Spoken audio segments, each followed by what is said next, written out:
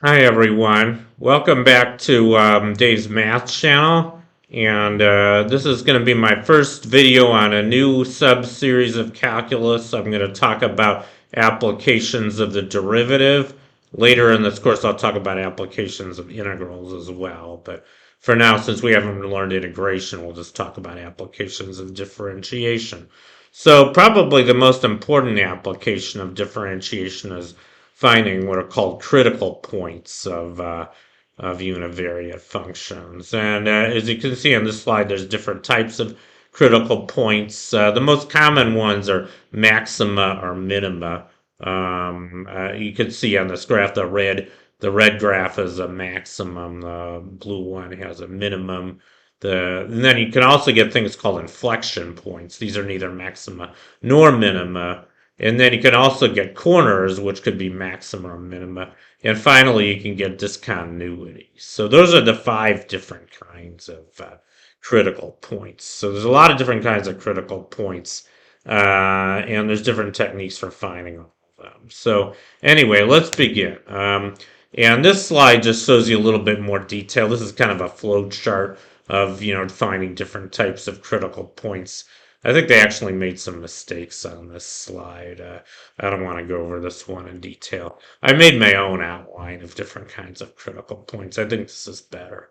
I don't have pictures. I think the one disadvantage I have in this video is I didn't make any graphs. I did all these slides myself, but I didn't graph. I have several examples of different univariate functions, but unfortunately I didn't graph any of them.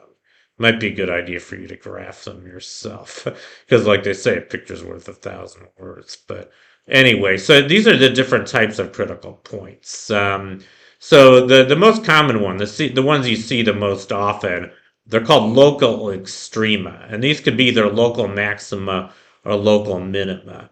And these are kind of like I mean, if you look at this slide, they're like the number 1 and number 3. Number 1 in this diagram, you can see that's a local minimum, and number 3 is a local maxima.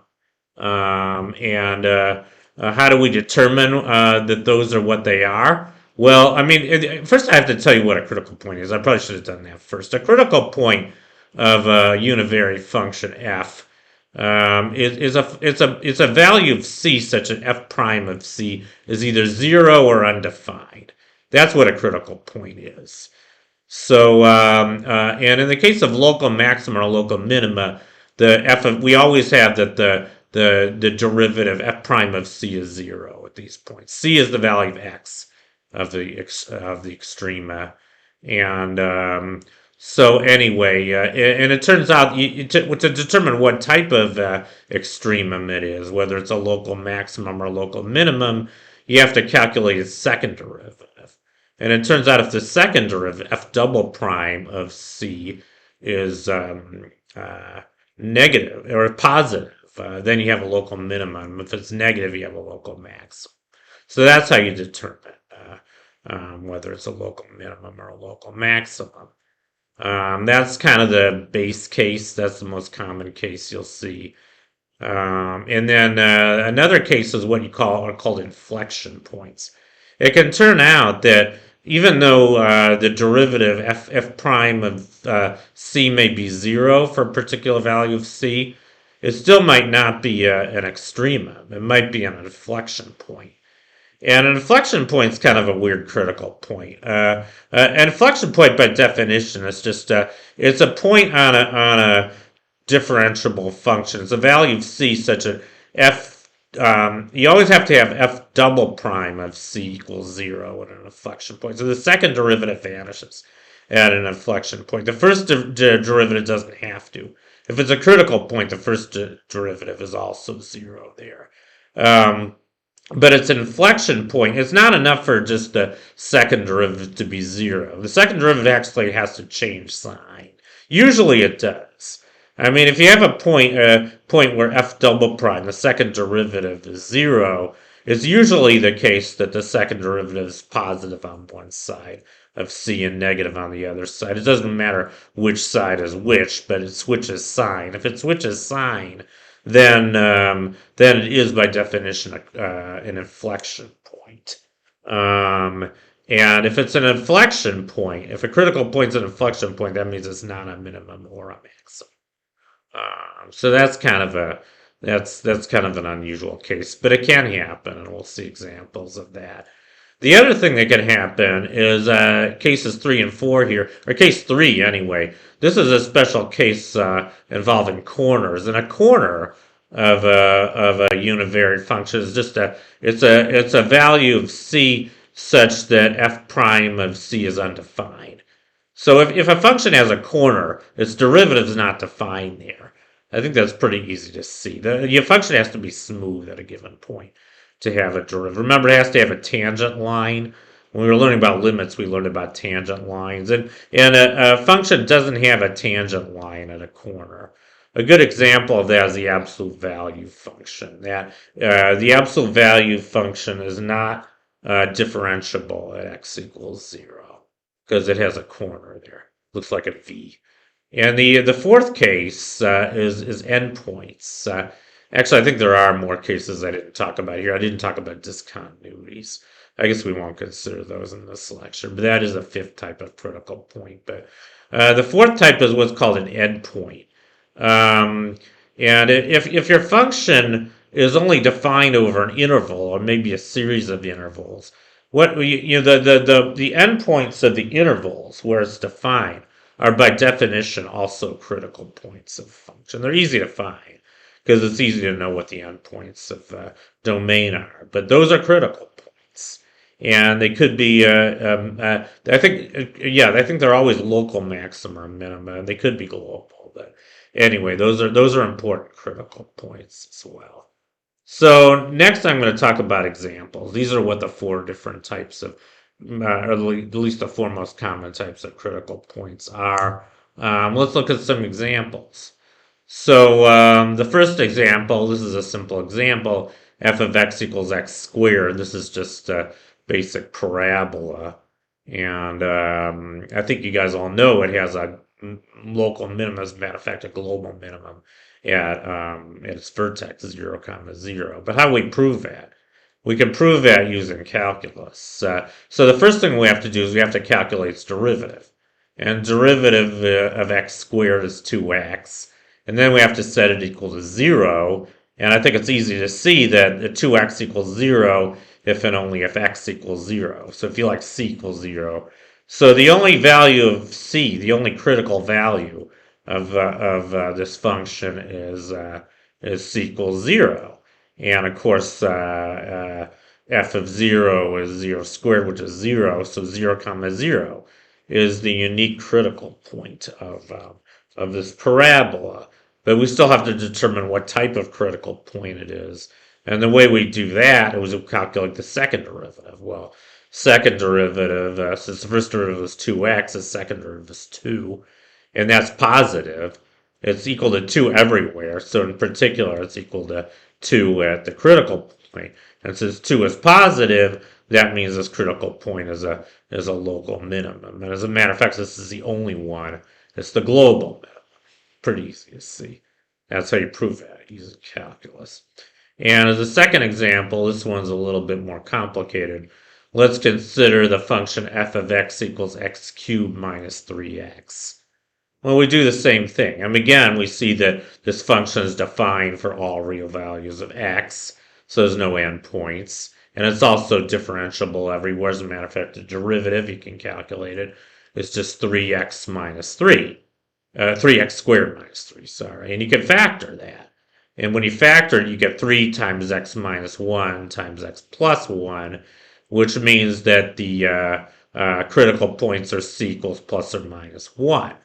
One critical point, and then you have to get the values of f of x for those points. It turns out that f of minus 1 is equal to 2, and f of 1 is equal to minus 2. So the critical points here are negative 1 comma 2 and 1 comma minus 2. And to see what type of critical points they are, we have to calculate the second derivative at those points, and the second derivative is 6x. So that's going to be minus 6 for x, for c equals minus 1. And since minus 6 is negative, that means that critical point is a local maximum. minus 1 comma 2 is a local maximum. And by the same reasoning, f double prime of 1 is going to be 6. So that's positive. That means that the other critical point, 1 comma minus 2, is a local minima. And it's kind of interesting because even though these are the only two extrema, neither of them are global extrema, it turns out. And the reason they're not is because I think it's pretty easy to see. I didn't graph the function here. This is one of those cubics that looks kind of zigzags, but it's pretty easy to see that as x approaches minus infinity, f of x does as well. And similarly, as f of x approaches plus infinity, it does as well. So it's unlimited. It doesn't have a maximum or a minimum, a global maximum or a global minimum. But he does have these two local extrema, local maximum and local minimum. So kind of an interesting thing. And it would have been nice if I had a graph. But once again, you guys can graph it yourselves if you want. Anyway, third example. This one's a little bit easier, actually. Well, I'm not sure if it's easier or not, but f of x equals x cubed. This is just a simple cubic. And this is actually kind of an interesting case. Let's look at this case. It's similar to the last one. So again, it's defined over all values of x, all real x, so there's no endpoints. And there's no corners because it's differentiable everywhere. The derivative is 3x squared. And the only critical point is at x equals 0. And then that's the point 0 comma 0. To try to determine what type of critical point it is, we calculate the second derivative. But the second derivative turns out to be 6x. And, is that right? Yeah, 6x. And so the second derivative at the critical point, x equals 0, is going to be 0. So the test for whether it's a local extremum fails in this case because we only get a local extremum by our test if the second derivative is non-zero at the critical point. In this case, it's 0. So we kind of suspect it might be an inflection point. If it's not a local maximum or local minimum, it has to be an inflection point. But we haven't actually proved it's an inflection point. To prove that, you have to show that the second derivative changes sign on each side. Well, that's pretty easy to see here because f double prime of x is 6x, and that's negative if x is negative, and it's positive if x is positive. So, indeed, the second derivative does change sign when you go on either side of the critical point. That means that this critical point is indeed an inflection point. And if you do the graph, it would look like kind of like an S, but it's like flat. The tangent line is horizontal at the origin. But the tangent line actually passes through the function. So it's not a maximum or a minimum. That's what's known as an inflection point. Yeah. And in general, that's true. I mean, whenever you have an inflection point, I probably should have said this earlier, the tangent line to the function at an inflection point always passes through the function. It doesn't, it doesn't just, well, it does kind of just touch the function, but the function still passes through the line. It's kind of weird.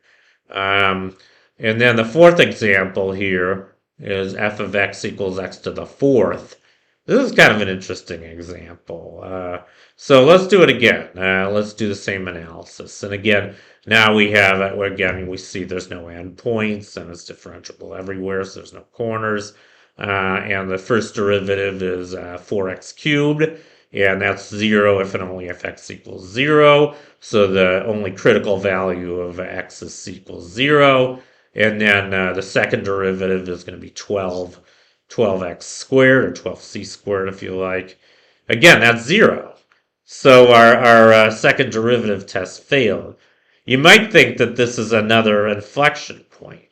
But to see if it is, we have to see what happens to the second derivative at either side of the critical point. Well, as it turns out in this case, since f double prime is 12x squared, that's always positive whenever x is not equal to 0.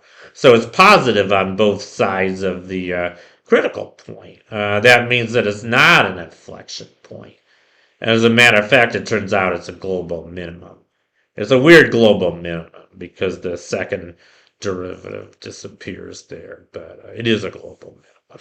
And, if you do the graph of this function, I've heard this function called a fat parabola. It's kind of it looks a little bit like a parabola, but it's a lot flatter at it's a minimum. Uh, and it grows a lot faster than a parabola. Kind of a weird looking function, but anyway, I have a couple more examples. So what about the absolute value function? F of x equals absolute value of x.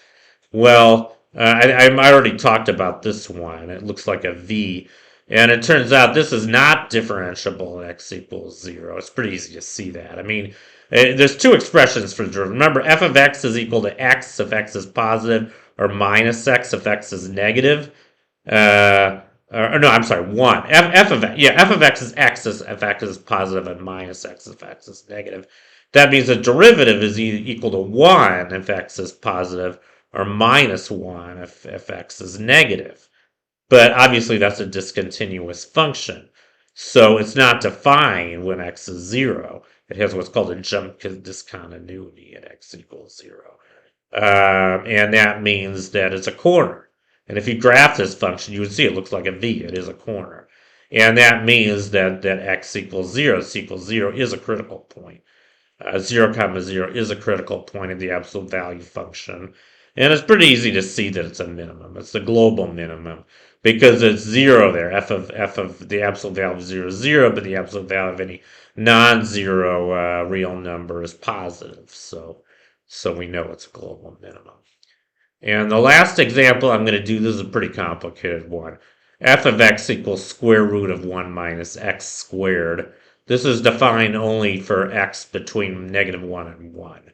So it's defined on the closed interval from minus 1 to 1. If I graph this thing, it would be a semicircle. This is just a semicircle. A circle, as you probably know, is not a function. It's a relation because you have two values of y for each value, almost every value of x, and that makes it not a function. But if you restrict the range to just be the positive values of y or the non-negative ones, you do get a function. You get this function here, square root of 1 minus x squared. So let's try to find the critical points of this function. Well, here we do have endpoints. We have the endpoints negative 1 and 1. So those, by definition, are critical points. So we don't really have to do any work. I mean, we still have to determine what type of critical points they are, and it's easy to see that square root of, for f of x is equal to 0, f of minus 1 and f of 1 are both equal to 0, and f of x is positive for any other value of x. So those points have to be local minima. As a matter of fact, they're both a global minimum because it's the minimum value of f for everywhere it's defined. But what about, are there any other critical points? To find other critical points of this function, we still have to compute the derivative. And this function is hard to compute the derivative. You have to use the chain rule and the power rule. You can do it. I mean, it's a little bit of work, but if you did the work, you would find that f prime of x is equal to minus x over square root of 1 minus x squared. And what you'll note, you want to know when this is equal to 0.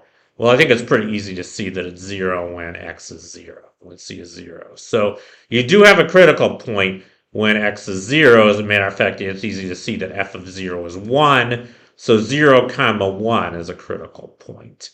And what kind of critical point is it? To do that, you have to calculate the second derivative. That's even more work. But it turns out the second derivative actually has a pretty simple expression. It's just 1 minus x squared to the power minus 3 halves. And that is positive. It's easy to see that's positive whenever x is not at the endpoints, or not 0, actually. No, that's not right. It's positive everywhere. It's not defined when x is plus or minus 1, but it's positive everywhere. It is defined. And since the second derivative is positive, that means it's positive in particular at the critical point, c equals 0. So since the second derivative is positive there, that means that critical point is a is a local. No, I think I messed this up. I think there should be a minus sign in front. Yeah, I did this calculation earlier. I think the second derivative is actually negative because it's a maximum. The critical point's a maximum. Yeah, it's pretty easy to see that. I mean, this function's a semicircle. So obviously, if you're sitting on top of the semicircle, that's a maximum there. So 0, comma 1 is a local maximum, and since it's unique, it's a global maximum as well. So that takes care of that case. And I think this is enough examples. I guess next time, or the next few videos, I'm going to try to show some graphs because it's a lot better with graphs. But anyway, that concludes my video on critical points. I hope you enjoyed it. Thank you for watching. Long live math, and I'll see you guys next time.